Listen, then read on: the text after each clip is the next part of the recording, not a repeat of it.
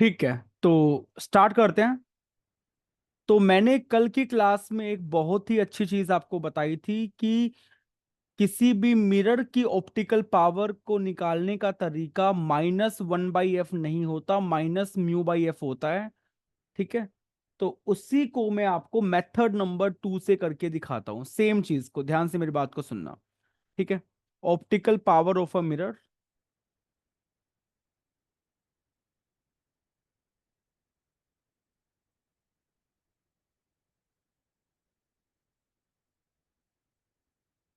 ठीक है जी, तो ये एक मिरर मैंने बना दिया। इस मिरर का रेडियस आप अपने मन से मान लो R। और यहां पे एक मीडियम भरा हुआ है जी, म्यू का।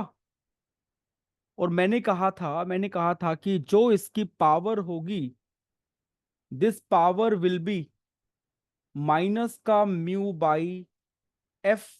ठीक है, ये मैंने कहा था। और मैंने आपको प्रॉपर लॉजिक भी दिया था, रेफरेंस भी दिया था अजय घटक का, राइट।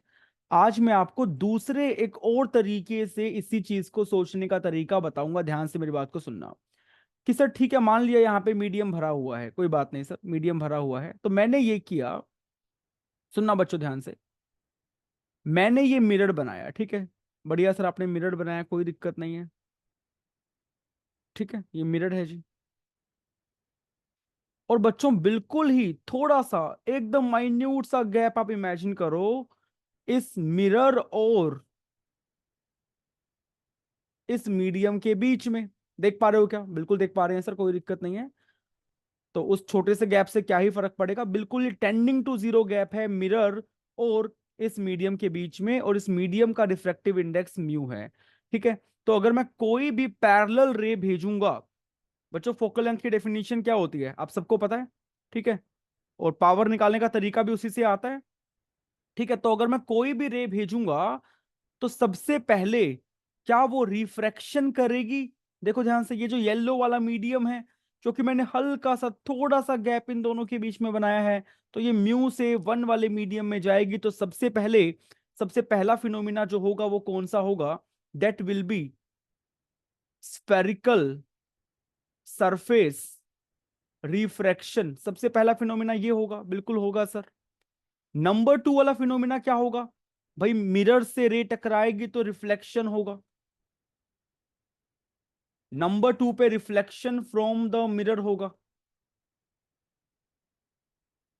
और नंबर 3 पे टकराने के बाद, कैन यू सी, हल्का सा गैप है यहाँ पे वैक्यूम या एयर वाला, एयर से फिर से मीडियम में एंट्री करेगी। तो तीसरी बार क्या होगा? फिर से स्फेरिकल सरफेस रिफ्रैक्शन। तो तीन फिनोमिना बेसिकली यहां पे हो रही हैं। तो अगर मुझे पावर निकालनी होगी इफेक्टिव, तो बच्चों वो पावर क्या होगी? पावर होगी पहली बात तो रिफ्रैक्टिंग सरफेस वाली पावर, P1 बोल रहा हूं इसको मैं। उसके बाद मिरर का रोल। उसके बाद नंबर 3 में बच्चों फिर से इसका स्फेरिकल सरफेस रिफ्रैक्शन वाला। ठीक है, और किसी भी रिफ्रैक्टिंग सरफेस की पावर मैंने आपको क्या बताई थी, याद करो। मैंने बताया था आपको म्यू 2 माइनस म्यू 1/r, तो ये बन जाएगी बच्चों 1 - μ/r। और क्योंकि बिल्कुल ही टाइनी सा थोड़ा सा गैप माना है, तो जो मिरर का रेडियस होगा वही इस सरफेस का रेडियस भी होगा।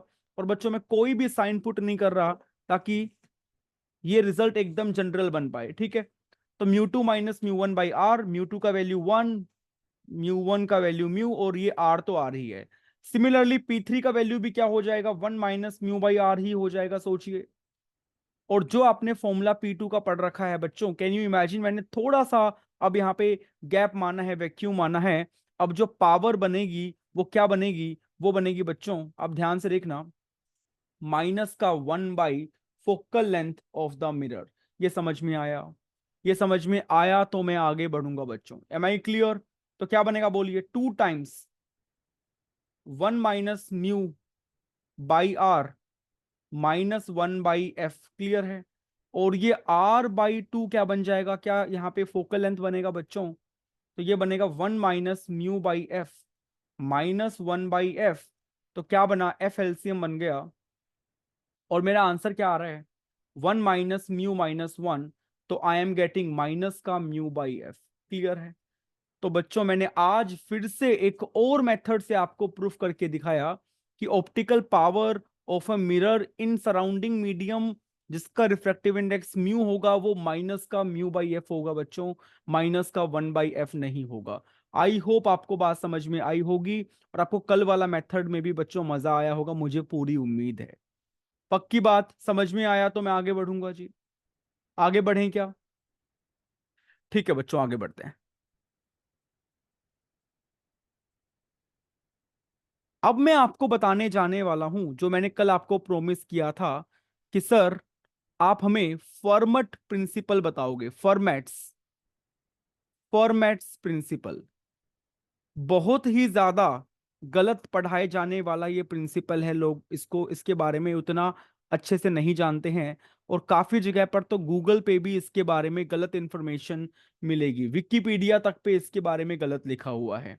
ठीक है, ऐसा लिखा जाता है कि लाइट वो वाला पाथ चूज करती है, लाइट टेक दैट पाथ जिसके लिए मिनिमम टाइम लगे। ये सच नहीं है बच्चों, ये सच बिल्कुल भी नहीं है। ठीक है, लाइट हमेशा वो ऑप्टिमम पाथ चूज करती है, light choose that optimum path for which time taken. बच्चों मिनिमम होना जरूरी नहीं है, टाइम टेकन क्या हो, एक्सट्रीमम हो। क्या बोल रहे हो सर? ये बिल्कुल सही बोल रहा हूं बच्चों, टाइम टेकन मिनिमम होना जरूरी नहीं है, एक्सट्रीमम होना चाहिए। अब ये एक्सट्रीमम क्या होता है सर? यानी कि इसका मीनिंग ये है कि जो टाइम होगा एक्सट्रीमम के अंदर बच्चों मिनिमम भी आता है, मैक्सिमम भी आता है और कांस्टेंट भी आता है। यानी कि किसी भी एक पॉइंट से दूसरे पॉइंट तक जाने के लिए जो लाइट पाथ लेगी उसके लिए जरूरी नहीं है कि मिनिमम टाइम लगे, मिनिमम भी लग सकता है, मैक्सिमम भी लग सकता है और कांस्टेंट भी लग सकता है। ये रियल स्टेटमेंट है फॉर्मेट्स प्रिंसिपल की। ठीक है, राइट, समझ में आ रही है बात? इसका मतलब सर मैं बताता हूं, मान लीजिए किसी भी एक इनहोमोजीनियस मीडियम में जिसका रिफ्रैक्टिव इंडेक्स वेरी कर रहा है, उसमें लाइट ट्रेवल कर रही है। ठीक है सर, कोई दिक्कत नहीं है, ट्रेवल कर रही है, बहुत अच्छी बात है। तो मान लो जी हम डीएस लेंथ कवर करा रहे हैं लाइट को, डीएस लेंथ कवर करा रहे हैं लाइट को। ठीक है, तो डीएस लेंथ कवर कराने कोई दिक्कत नहीं है सर। तो मुझे बताओ इस मीडियम में लाइट की स्पीड क्या होगी? लाइट का स्पीड होगा इस मीडियम में सी बाई म्यू, और म्यू भी बेसिकली इस डीएस वाला, जो मैं डीएस चला ये वाला म्यू आएगा। तो टाइम टेकन क्या आएगा?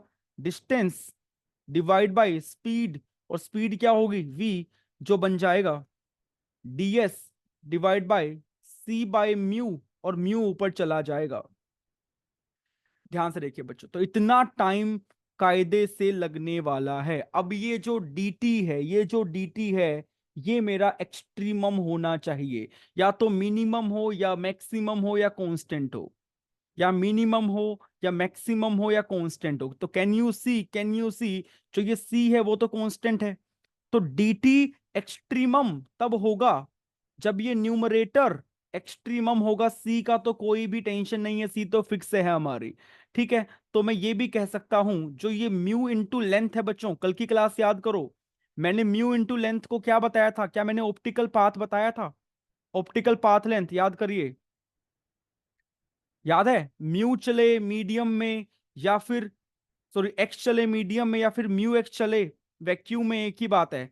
तो म्यू इंटू एक्स क्या था? ऑप्टिकल पाथ लेंथ था। तो चाहे तो मैं टाइम को एक्सट्रीमम कर दूं या मैं इस ऑप्टिकल पाथ लेंथ को एक्सट्रीमम कर दूं, दोनों एक ही बात है। तो टाइम ऑटोमेटिकली एक्सट्रीमम हो जाएगा अगर ऑप्टिकल पाथ लेंथ, अगर ऑप्टिकल पाथ लेंथ क्या होगी? एक्सट्रीमम होगी।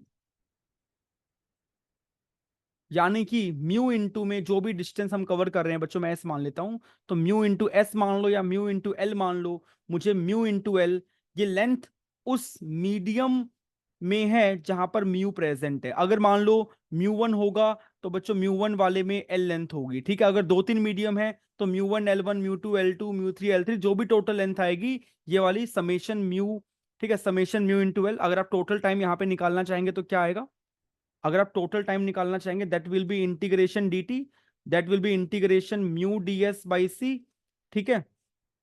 तो कायदे से मुझे समेशन म्यू एल ये होगी, इसको मुझे एक्सट्रीमम बनाना है, इसको मुझे एक्सट्रीमम बनाना है, यानी कि या तो इसको मिनिमम बनाना है या मैक्सिमम या फिर कांस्टेंट। तो अगर मैं एक बार फिर से आपको शॉर्ट में रिकैप करके बताऊं तो फॉर्मेट्स प्रिंसिपल ये बोलता है लाइट हमेशा उस ऑप्टिमम पाथ को चूज करेगी जिसके लिए टाइम टेकन एक्सट्रीमम हो, या फिर ऑप्टिकल पाथ लेंथ जो भी उसने कवर करी है वो एक्सट्रीमम हो। और एक्सट्रीमम का मीनिंग बिल्कुल भी मिनिमम नहीं है, ठीक है बच्चों, मिनिमम भी हो सकता है, मैक्सिमम भी हो सकता है, कांस्टेंट भी हो सकता है। आई होप आपको स्टेटमेंट एकदम ढंग से क्लियर हो गई होगी, ठीक है जी। तो अगर summation mu into L extremum होगा तो उसका फर्स्ट डेरिवेटिव क्या होगा बच्चों, जीरो होगा, ठीक है। क्योंकि किसी भी फंक्शन की अगर कोई मान लो कोई y है, फंक्शन है एक्स का, और y की मैक्सिमम वैल्यू आएगी, तो y जब मैक्सिमम होगा तो उसका फर्स्ट डेरिवेटिव जीरो होगा, मिनिमम होगा तो भी फर्स्ट डेरिवेटिव जीरो होगा उस पॉइंट पे, कांस्टेंट होगा तो खैर जीरो होना ही है, तो इसका फर्स्ट डेरिवेटिव जीरो होने वाला है, ठीक है। तो एक्सट्रीमम होने का मतलब बच्चों जिसका फर्स्ट डेरिवेटिव जीरो हो जाए, तो वो मिनिमम वाले केस में भी हो सकता है, मैक्सिमम वाले केस में भी हो सकता है, और कांस्टेंट वाले केस में भी हो सकता है। आई होप आपको ये स्टेटमेंट एकदम ढंग से क्लियर हो गई होगी, राइट। चलिए ठीक है, अब मैं कोशिश करूंगा लॉज ऑफ रिफ्लेक्शन को डिराइव करने की। तो derivation of laws of reflection from Fermat's principle, from Fermat's principle, ध्यान से मेरी बात को सुनना जी, ठीक है। फॉर्मेट्स प्रिंसिपल की बात करेंगे और उससे मैं रिफ्लेक्शन के लॉज, और आप जानते हैं रिफ्लेक्शन के लॉज क्या होते हैं, क्या होते हैं जी, angle i is equal to angle r, incident ray, reflected ray and the normal, they all lie in the same plane. ये सारे दोनों के दोनों लॉज मुझे अभी प्रूफ करने हैं बच्चों, ध्यान से मेरी बात को सुनना, ठीक है जी। तो मान लो मुझे ए पॉइंट यहां पे गिवन है और यहां पे बी पॉइंट गिवन है, तो पहली बात क्या आप जानते हैं, let me tell you, you should know, कि अगर मैं ऐसे नॉर्मल बनाता हूं बच्चों तो ऐसे रे ऑफ लाइट आएगी, और जिस एंगल पे नॉर्मल के साथ लाइट रे आती है उसी एंगल पे जाती है। ये मेरा लॉ ऑफ रिफ्लेक्शन है, यस और नो। यानी कि लाइट को यही वाला पाथ लेना पड़ेगा अगर उसको बी पर जाना है, इन सच ए वे दैट ये वाला एंगल और ये वाला एंगल बराबर हो जाए, ठीक है। लेकिन लेकिन मैं तो कुछ और मान लेता हूं जी, ये इस पॉइंट को मान लो एक बार एम मान लो जी। अब मैंने कुछ एम डैश ले लिया और सोच लेते हैं कि लाइट ए से एम और एम से बी नहीं जा रही, वो पहले ए से एम डैश जा रही है, फिर बच्चों एम डैश से बी जा रही है, ऐसा हम मान लेते हैं।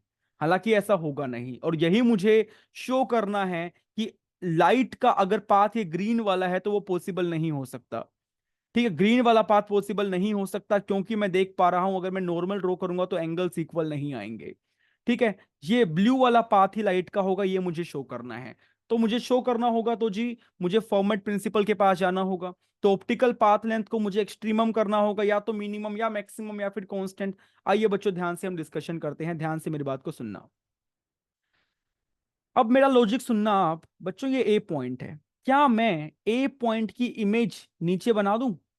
तो तुम बोलोगे सर कौन सी बड़ी बात है, बना दो। यहाँ पे कुछ ए डैश होगा, यहाँ पे कुछ ए डैश होगा, और अगर मैं इस ए डैश को बच्चों एम से मिला दूंगा, अगर मैं इस ए डैश को एम से मिला दूंगा तो क्या तुम्हें समझ में आ रहा है, जो लेंथ ए एम होगी वही लेंथ ए डैश एम होगी? बिल्कुल होगी सर, क्योंकि ए की ही इमेज है, ये डिस्टेंस और ये डिस्टेंस तो बराबर ही है, ठीक है, ये कॉमन है सर, तो ये एंगल सर बराबर हो जाएंगे सर, तो ये डिस्टेंस भी सर बराबर हो जाएगी, इसमें कोई बड़ी बात नहीं है सर, ठीक बात है सर, कोई दिक्कत नहीं है सर, बहुत बढ़िया। और जैसे सर आपने ये ए एम डैश बनाई है, ए एम डैश बनाई है सर, तो बच्चों मैं इसको वन से बना देता हूं ऐसे, वही क्या ए डैश एम डैश भी होगी? बिल्कुल होगी सर, इसमें कोई शक वाली बात नहीं है। तो ये देखो 1 या 3 से बना लो, चलो 1 2 3, 1 2 3, ठीक है जी। तो जो ब्लू वाला पाथ है, जो ब्लू वाला पाथ है बच्चों, उसमें बताओ, उसमें बताओ पाथ लेंथ क्या होगी, उसमें पाथ लेंथ क्या होगी बताइए, ऑप्टिकल पाथ लेंथ क्या होगी। मैंने एक बार वैक्यूम मान रखा है, तो क्या होगा जी सर, वो होगी ब्लू वाले के लिए ए एम प्लस में बी एम, ठीक है। और अगर सर ग्रीन वाले के लिए बात करेंगे, तो ग्रीन वाले के लिए ऑप्टिकल पाथ लेंथ जो होगी वो होगी sir A M dash plus में M dash B, M dash B, ठीक है। और लाइट वो वाला पाथ चूज करेगी जिसके लिए जो भी पाथ लेंथ मैंने ली है, ये ब्लू वाली या फिर ये ग्रीन वाली, कि या तो मिनिमम हो या मैक्सिमम हो या कांस्टेंट हो। ठीक है बच्चों, समझ में आ रही है बात, आइए सर देखते हैं। तो देखते हैं जी, देखते हैं। तो मुझे बताओ जो A M plus B M का वैल्यू है, क्या वो वैल्यू बच्चों, बी एम को एज इट इज रखो, क्या मैं ए एम को ए डैश एम बी कह सकता हूं? बिल्कुल कह सकते हैं सर, कोई दिक्कत नहीं है, अभी तो आपने बनाया ए एम ही ए डैश एम है, ठीक है बच्चों। उसी तरीके से आप ध्यान से देखना, यहाँ पे एम डैश बी को मैंने एज इट इज रखा, और ए एम डैश को मैंने क्या लिखा बच्चों, ए डैश एम डैश लिखा, कोई दिक्कत नहीं है सर। ए एम डैश ही ए डैश एम डैश है।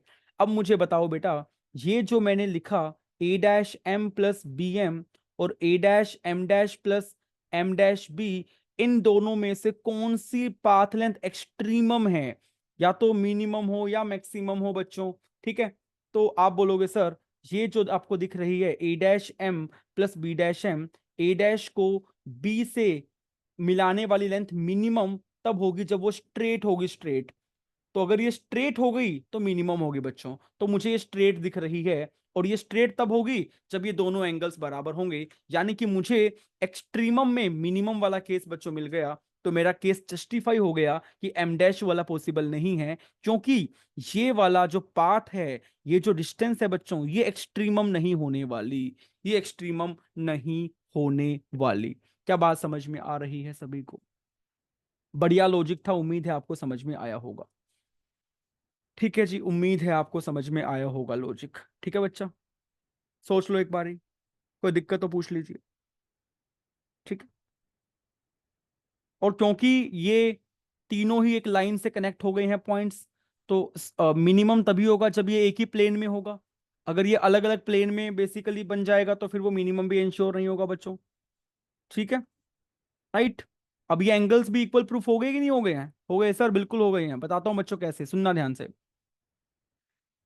ये जो मैंने लाइन बनाई बच्चों, ये दोनों बराबर हैं, ठीक है। और ये दोनों भी क्या है, बराबर हैं। तो क्या ये दोनों एंगल्स भी बराबर हो जाएंगे, थीटा और थीटा? एकदम हो जाएंगे सर।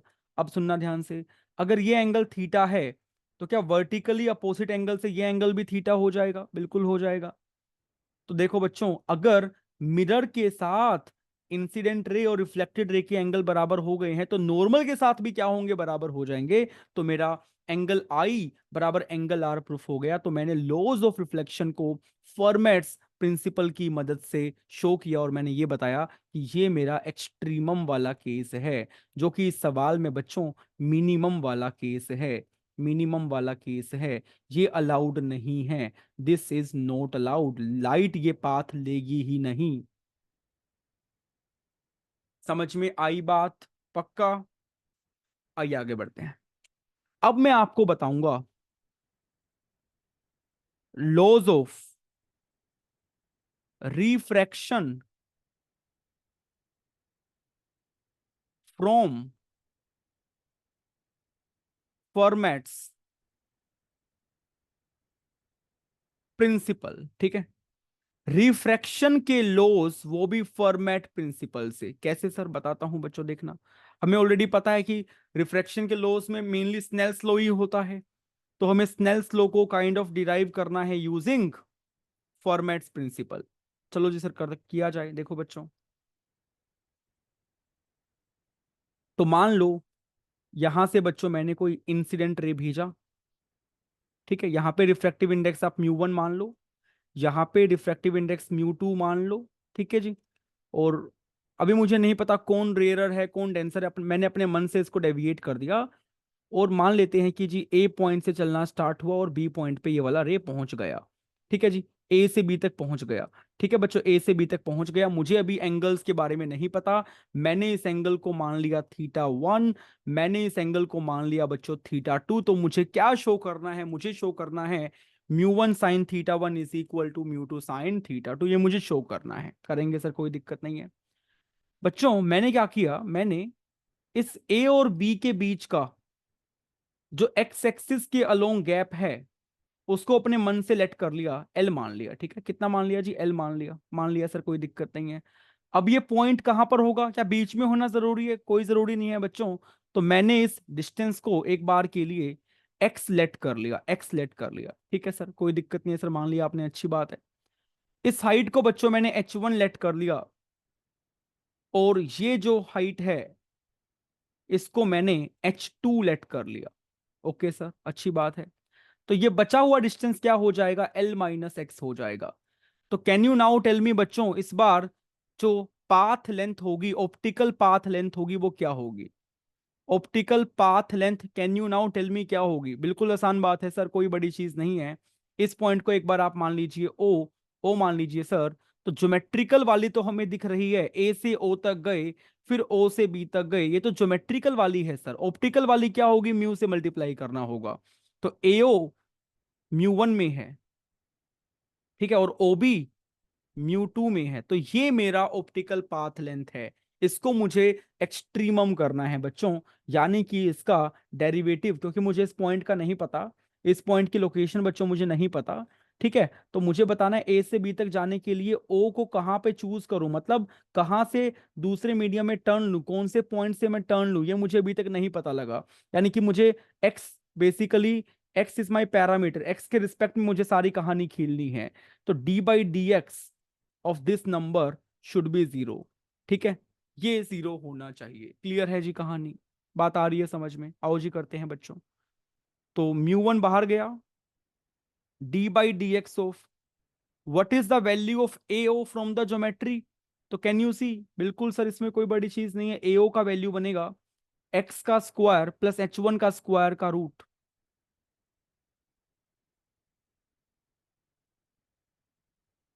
उसके बाद है μ2, और ओ बी का वैल्यू है, ठीक है बच्चों, डी बाई डी एक्स भी है ना, और ओबी का वैल्यू क्या होगा? Can we find it out? Yes we can. L minus X, और ये h2 है, तो ये बनेगा स्क्वायर रूट में एल माइनस एक्स का स्क्वायर प्लस में h2 का स्क्वायर, और ये नंबर होना चाहिए जीरो। ये नंबर होना चाहिए जीरो। ठीक बात है सर, आइए डिफ्रेंशिएट करते हैं। तो μ1 बाहर गया, इसका डिफ्रेंशिएशन क्या होगा? 1/2 रूट में जो भी नंबर है, h1 तो हाइट तो कांस्टेंट है पॉइंट ए की, तो उसका डेरिवेटिव तो जीरो बन जाएगा, एक्स स्क्वायर का 2x बनेगा। ठीक है, फिर क्या आया? μ2 आया, इसका डिफरेंशिएशन क्या होगा? 1/2 रूट में सेम नंबर, अगेन h2 तो कांस्टेंट है। डिफरेंशिएशन मुझे करना है l माइनस एक्स के होल स्क्वायर का, तो 2 पावर आगे, एक पावर कम, और x का डिफरेंशिएशन माइनस एक्स है, तो बच्चों -1 आएगा, and that number should be zero. तो 2 से 2 कटा, अगेन 2 से 2 कटा, तो क्या बना? μ1 what is x upon square root of h1 square plus x square. तो बच्चों ये x है इतना, और ये हाइपोटेन्यूज है, तो क्या this by this will be the value of sine θ1। Minus मुझे दिख रहा है -1 वाला μ2। And can you now see कि जो ये नंबर है l minus x upon root में l माइनस एक्स का स्क्वायर प्लस h2 का स्क्वायर, क्या ये साइन θ2 है? तो मैंने ये शो कर दिया, μ1 sine θ1 is equals to μ2 sine θ2। समझ में आई बात? यस और नो? चेक करिए एक बार। आई होप ये आपको समझ में आया होगा। डन है क्या? तो स्नेल्स लॉ प्रूफ हो गया, मैंने लॉज ऑफ रिफ्रैक्शन प्रूफ कर दिया बच्चों। ठीक है, 2D डायग्राम है मेरा, तो एक ही प्लेन वाला ही लिया है मैंने बाय डिफॉल्ट। उम्मीद है आपको समझ में आ रहा होगा। ठीक है सर, अब मैं आपको वो रिजल्ट याद दिलाता हूं बच्चों, जो मैंने आपको बहुत ही प्यारे तरीके से बताया था, और हमने स्फेरिकल एबरेशन में भी उसका रिजल्ट यूज किया था, और एक 200 पजलिंग प्रॉब्लम मैकेनिक्स में एक सवाल था, उसका भी सोल्व करने के लिए मैंने इस प्रॉपर्टी का यूज किया था, पैराबोलिक मिरर की, याद है? तो मैं पैराबोलिक मिरर पहले बनाता हूं, और उसका प्रूफ अभी तक मैंने आपको नहीं दिया है। मैथमेटिकल प्रूफ कैसे करेंगे वो तो आपको मैंने बताया था बच्चों, लेकिन रिगरस प्रूफ एकदम बढ़िया वाला वो आपको मैंने अभी तक नहीं दिया है, ठीक है? तो बताता हूं जी। तो पैराबोलिक मिरर है, पैराबोलिक मिरर है,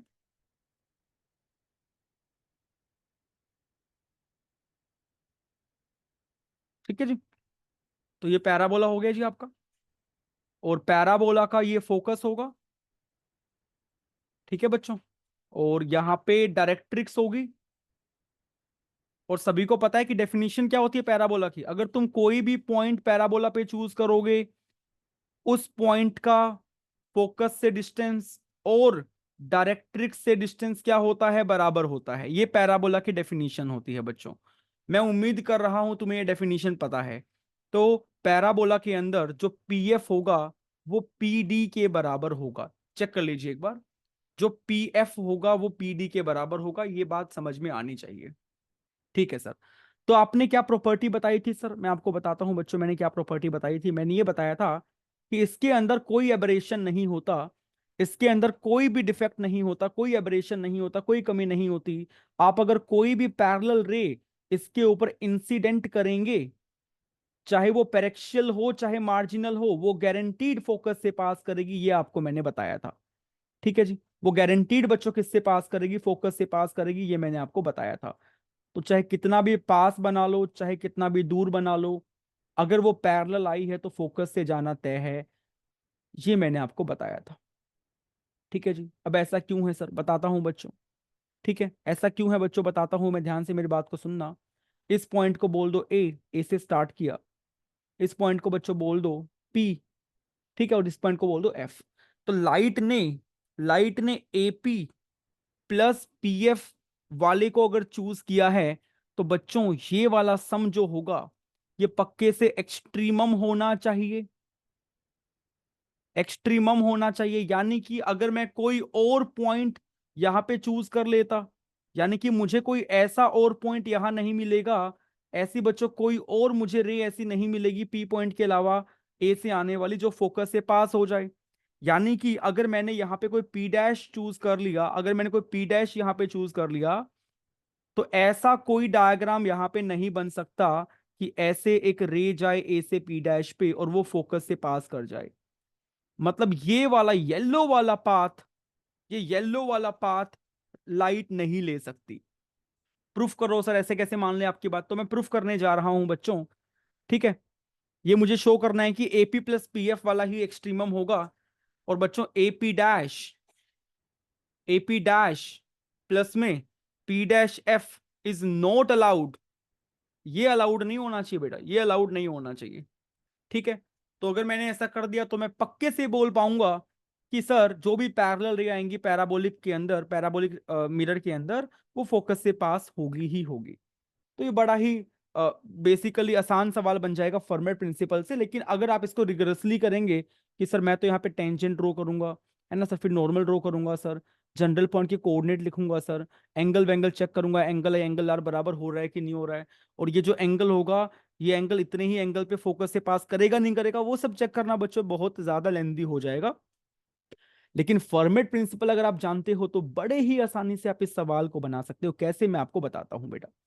मुझे बताओ, जो एफ से पी का डिस्टेंस है, क्या बच्चों वही पी से डायरेक्ट्रिक्स का डिस्टेंस भी होगा? अभी मैंने डेफिनेशन दिया था तुम्हें, बताओ। पैराबोला की प्रॉपर्टी क्या होती है, किसी भी पॉइंट का डायरेक्ट्रिक्स से और फोकस से डिस्टेंस बराबर होता है। क्या मैं ये बात यहां पर बोल पाऊंगा बच्चों? बिल्कुल बोल पाएंगे सर, कि जो पी डैश डी डैश होगा, मतलब अगर मैं यहां पे दो लाइन बना रहा हूं तो बच्चों यहां पर भी दो लाइन आएंगी, यानी कि P dash F is equal to P dash D dash. और दूसरी चीज बेटा, जो पी एफ होगा वो पी डी के बराबर होगा। अब सर ये तो शो करो कि ये वाला जो आपने लिखा एपी प्लस पी एफ वो एक्सट्रीमम है, भाई तेरे को दिख रहा है।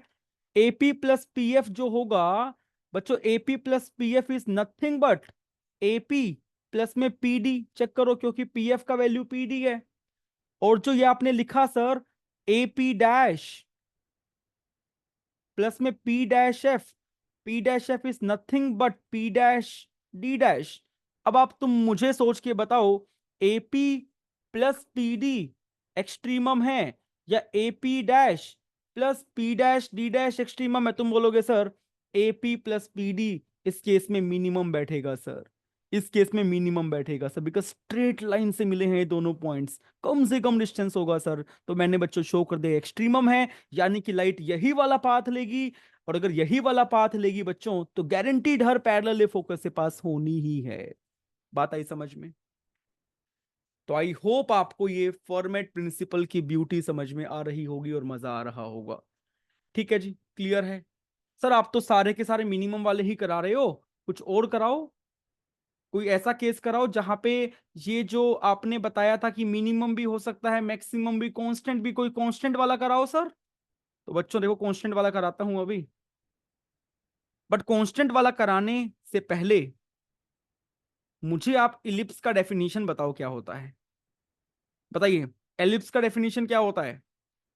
सर एलिप्स का डेफिनेशन ये होता है कि दो फोकस होंगे, पहली बात S1 और S2, ठीक है? तो I can take any point on the ellipse, उस पॉइंट का दोनों फोकस से डिस्टेंस का सम हमेशा कांस्टेंट रहता है सर। PS1 प्लस में PS2 इज द कांस्टेंट, ये होता है हमेशा। पता है कि नहीं पता है जी? एलिप्स का डेफिनेशन चेक कर लो, पता होना चाहिए। सर ये आपने क्यों बताया, बताता हूं बेटा, सुनना ध्यान से। अब एक सवाल मैं तुम्हें कराता हूं। मान लो आपके पास एक इलिप्टिकल रिफ्लेक्टिंग मिरर है, ठीक है? आप इमेजिन कर लो एक इलिप्टिकल रिफ्रैक्टिंग मिरर है ऐसे, रिफ्लेक्टिंग सॉरी, एक इलिप्टिकल रिफ्लेक्टिंग मिरर है ऐसे, ठीक है? कोई दिक्कत नहीं है सर, मान लिया, आपने कहा हमने मान लिया सर। और ये इसकी एक्सिस है, देखो ऐसे, ठीक है सर, कोई दिक्कत नहीं है सर। तो मैं कह रहा हूं यहां पे इसका पहला फोकस मान लो S1, यहां पे इसका दूसरा फोकस मान लो S2। तो मैं ये कह रहा हूं एनी रे, ठीक है, ओरिजिनेटिंग फ्रॉम S1 जो कि फोकस नंबर 1 है, after reflection from the mirror will pass through the second focus. क्या कह रहे हो सर आप? बच्चों मैं कह रहा हूं तुम कोई भी रे S1 से निकाल दो, अगर इलिप्टिकल मिरर है तो भैया पक्के से S2 से पास करना तय है। टकराने के बाद कोई भी रे निकाल दो बच्चों ऐसे, गारंटीड S2 से पास होना तय है, ये मैं कह रहा हूं। कोई भी रे निकाल दो जी S1 से, मैटर नहीं करता, मैटर नहीं करता, पक्के से वो S2 से पास हो गई। सर ये आप कैसे कह सकते हो? इतने सारे पाथ लाइट ले सकती है क्या? वहां पर तो बेसिकली देखा हमने कि किसी भी एक पॉइंट से दूसरे पॉइंट पे जाने के लिए तो आपने एक ही पाथ बनाया था। यहां पर देखो सर, यही पाथ होगा, यही थीटा 1 यही थीटा 2 होंगे। यहाँ पे इतने सारे पाथ कैसे हैं? तो मैं कह रहा हूं बच्चों ये जितने भी पाथ मैंने बनाए, रेड वाला, ग्रीन वाला और चाहे ये ब्लू वाला, इन तीनों पाथ के कोरस्पॉन्डिंग जो पाथ लेंथ है वो बच्चों कांस्टेंट है, चेक करो। रेड वाले के लिए भी जो लाइट है वो S1P प्लस S2P चली, ग्रीन वाले के लिए भी S1P प्लस S2P चली, ब्लू वाले के लिए भी S1P प्लस S2P चली। तो इस केस में जो पाथ लेंथ होगी और यू कैन से जो टाइम लगेगा वो बच्चों कांस्टेंट लगेगा, कांस्टेंट लगेगा, ठीक है? तो मैंने ये शो कर दिया फॉर्मेट प्रिंसिपल से कि अगर लाइट को कांस्टेंट पाथ लेंथ वाला पाथ मिल गया है तो guaranteed from the Fermat principle light यही पाथ लेगी। टकराने के बाद S1 से रे निकल के एलिप्टिकल मिरर से टकराने के बाद S2 से पास करना इसका तय है। समझ में आई बात? बोलिए जी। Is it okay? क्या मेरी कहानी क्लियर है, समझ में आ गया? पक्की बात? देख लो, कोई डाउट है पूछ लो, नोट करिए इसको।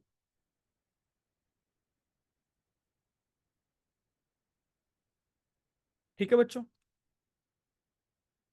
चलिए, तो एक लास्ट क्वेश्चन मैं कराता हूं, और ये आपको मैंने व्हाट्सएप ग्रुप पे डाला था, बड़ा ही स्टैंडर्ड सवाल है ये, है ना? कराता हूं बच्चों। तो क्वेश्चन की स्टेटमेंट मैं लिखता हूं, आई होप आपने ट्राई किया होगा, व्हाट्सएप ग्रुप पे मैंने पोस्ट किया था।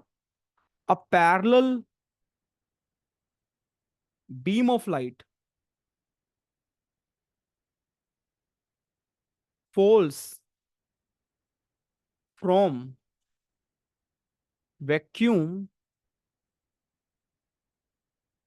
on a surface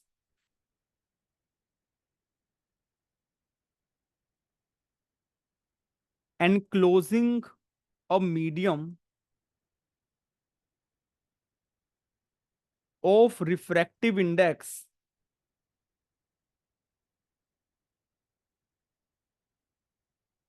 mu is equal to 2। ठीक है, द बीम, ठीक है, फोकस एट अ पॉइंट, उसके कोऑर्डिनेट्स आपको गिवन है 3 सेंटीमीटर कोमा 0 आफ्टर रिफ्रैक्शन।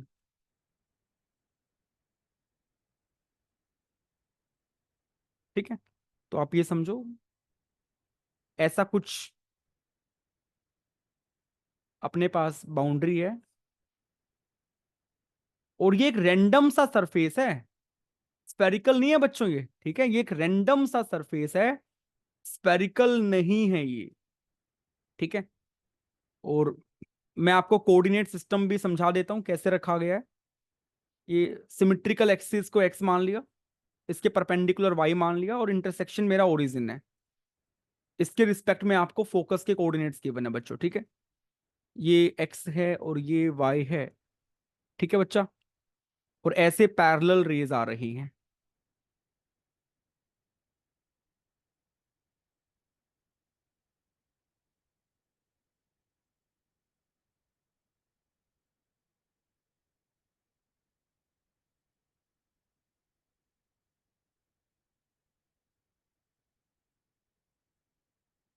ठीक है बच्चा, और ये यहाँ पे फोकस पे मिल रही है।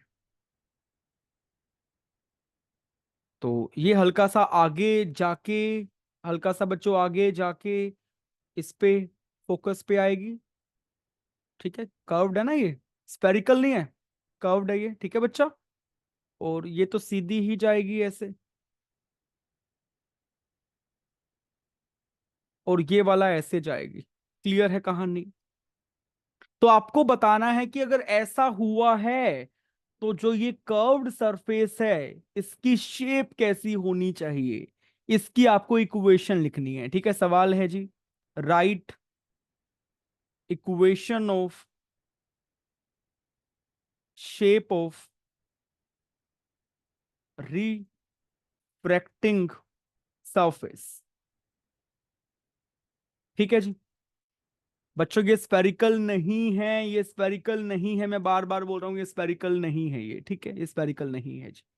मतलब तुम्हें इस पे लाई करने वाले किसी भी पॉइंट को अगर मैंने एक्स कोमा वाई बोल दिया तो आपको एक्स और वाई में रिलेशन बताना है क्या होगा। इस कर्व के, इस कर्व पे लाई करने वाले किसी भी पॉइंट का अगर मैंने कोऑर्डिनेट एक्स कोमा वाई लिखा तो वो किस इक्वेशन को सेटिस्फाई करेगा वो मुझे बतानी है।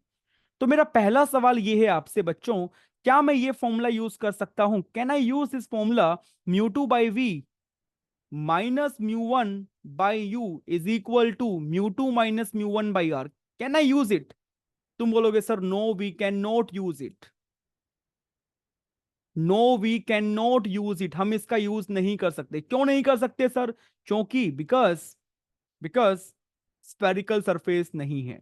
ठीक है, ठीक है, spherical surface is not there, spherical surface नहीं है बच्चों। तो ये सवाल थोड़ा सा अच्छा हो जाता है, लेकिन चूंकि आप ऑप्टिकल पाथ जानते हैं तो आपके लिए कोई बड़ी चीज नहीं है। ठीक है, तो पहली बात, सारी की सारी लाइट बच्चों यहीं पे फोकस हुई है, तो एक साथ यहाँ पे फोकस हुई है, यानी कि जितना समय यहां से यहां जाने में लाइट को लगा उतना ही समय बच्चों यहां से यहां लाइट को जाने में लगा होगा, उतना ही समय यहां से यहां जाने में लाइट को लगा होगा। क्या बात समझ में आ रही है? बिल्कुल समझ में आ रही है सर, कोई दिक्कत वाली बात नहीं है। और समझना बेटा, ये मैं सिलेंड्रिकल बीम डाल रहा था ना, तो आपको समझ में आएगा कि यहां से यहां तक, यहां से यहां तक तो डिस्टेंस वैसे ही बराबर है, तो टाइम तो मुझे वैसे ही बराबर दिख रहा है सर। और अब टाइम की बात मैं क्यों ही करूंगा, आपको मैंने फॉर्मेट प्रिंसिपल सिखा दिया ना। तो ऑप्टिकल पाथ इक्वेट कर दूंगा तो टाइम ऑटोमेटिकली इक्वेट हो जाएंगे। बोलो यस और नो। तो मुझे बताओ ये डिस्टेंस क्या होगी बच्चों, इतनी सी एक्स्ट्रा वाली, क्या ये एक्स होनी चाहिए क्या? बिल्कुल होनी चाहिए सर, इसमें कोई शक नहीं है सर। देखो बच्चों, बोलो यस और नो। समझ में आई बात कि नहीं आई?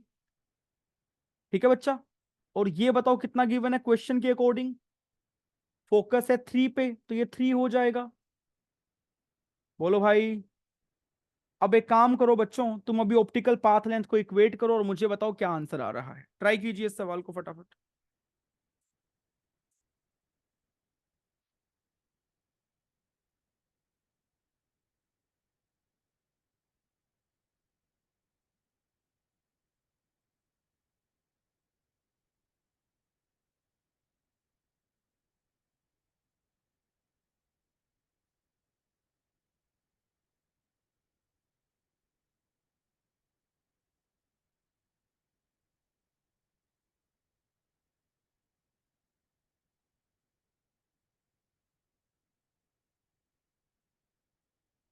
ट्राई कर लिया?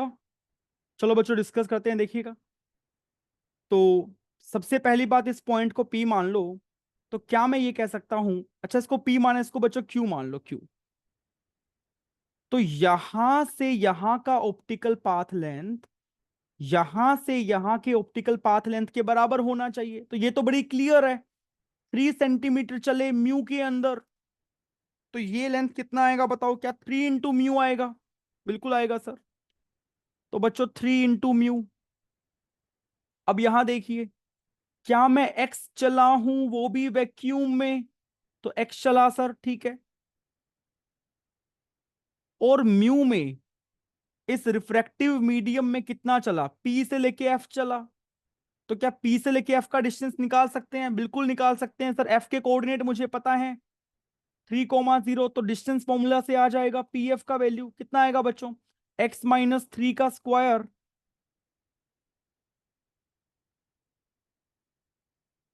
प्लस वाई का स्क्वायर।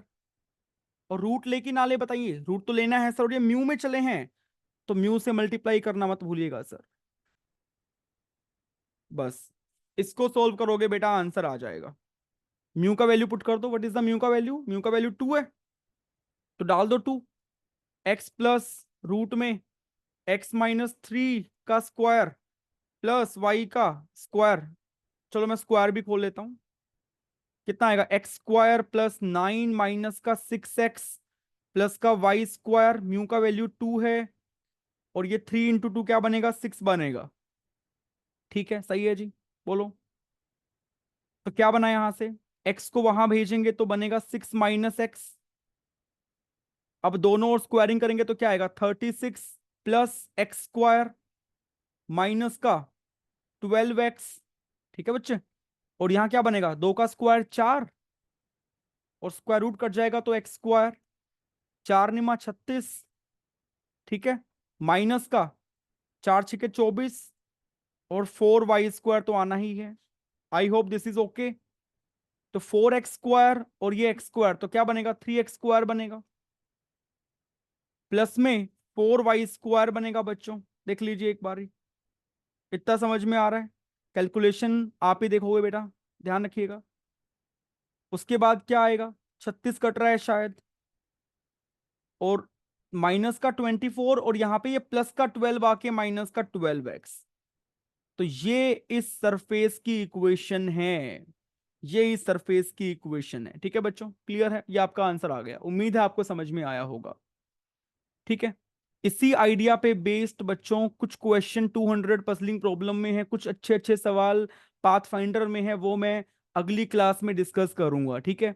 जो एडवांस प्रॉब्लम सॉल्विंग वाली क्लास होती है अपने बैच में, हर चैप्टर में मैंने ली है बच्चों। इस चैप्टर में हम बहुत ही प्यारे प्यारे सवाल डिस्कस करेंगे, इसी आइडिया पे आपको मजा आ जाएगा, ठीक है। चलो मैं इसमें एक और पार्ट ऐड करता हूं। सेकंड पार्ट ये है, what should be maximum radius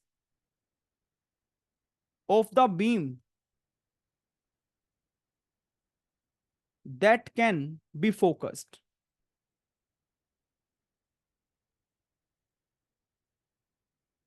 ठीक है बच्चों, कितना रेडियस बीम का। तो देखो जो बीम आ रही है बच्चों, जो बीम आ रही है, यू कैन सी ये वाली बीम आ रही है, तो बीम का रेडियस मेजर करने का पैरामीटर कौन सा कोऑर्डिनेट है बताओ। एक्स कोऑर्डिनेट होगा या वाई कोऑर्डिनेट होगा? तुम बोलोगे सर ये अपनी एक्स एक्सिस है और ये डिस्टेंस इस डिस्टेंस के बराबर होगी सर, तो वाई कोऑर्डिनेट की बात कर रहा है। यानी कि इनडायरेक्टली मुझे वाई मैक्स पे कमेंट करना है, और क्योंकि फोकस करवा पा रहा है, तो यानी कि बच्चों जो मैंने पाथ लेंथ इक्वेट करी है वो बिल्कुल ठीक बैठनी चाहिए वहां तक। यानी कि ये रिजल्ट एकदम बढ़िया से बैठना चाहिए बच्चों, ये इक्वेशन बननी चाहिए, और ये इक्वेशन के बढ़िया वाले रूट्स भी आने चाहिए बच्चों, इमेजिनरी रूट्स नहीं आने चाहिए इसके। यानी कि इस क्वाड्रेटिक इक्वेशन का डिस्क्रिमिनेंट क्या होना चाहिए? जीरो या उससे बड़ा होना चाहिए। Discriminant of the previous equation should be more than equal to zero. ठीक है जी, तो करिए, करो बच्चों, क्या आएगा? क्या आएगा वैल्यू? बी स्क्वायर माइनस का 4ac, तो ये एक्स में क्वाड्रेटिक है ना, 3x स्क्वायर माइनस का 12x प्लस का 4y स्क्वायर बराबर 0। तो बी का वैल्यू क्या बना? माइनस का 12 बना। ए का वैल्यू क्या बना? 3 बना। सी का वैल्यू क्या बना? 4 मत बोलना, 4y स्क्वायर है। तो बी स्क्वायर का मतलब माइनस के 12 का स्क्वायर माइनस का 4, ए का वैल्यू 3 और सी का value 4y square is more than equal to zero. क्या बनेगा? 144 माइनस का 4 × 16 = 48y square more than equal to zero. ठीक है बच्चों, तो 48y square less than equal to 144, तो क्या बना? y square less than equal to 3, तो y less than equal to √3। तो y का मैक्स वैल्यू क्या आ गया बच्चों? √3 सेंटीमीटर। यानी कि अगर मैंने बीम का रेडियस √3 सेंटीमीटर तक रखा, तो जो ये सरफेस मैंने बनाया है जिसकी इक्वेशन ये है, वो इस बीम को बड़े ही अच्छे से इस वाले पॉइंट पे फोकस कर देगी सभी को। इसके बियॉन्ड होगी बच्चों तो यहां पे फोकस नहीं कर पाएगी। बात आ रही है समझ में? चलो जी, उम्मीद है आपको समझ में आया होगा, मजा आया होगा बच्चों, ठीक है। तो that's it for today, I will see you in the next class. तब तक के लिए बाय बाय, जय हिंद।